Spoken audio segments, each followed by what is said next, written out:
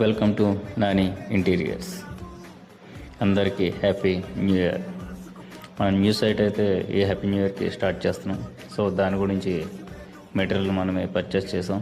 దగ్గరుండి quality and quantity కూడా రెండు చెక్ చేసుకుని లోడింగ్ అండ్ అన్లోడింగ్ కూడా మనమే దగ్గరుండి చూసుకున్నాం.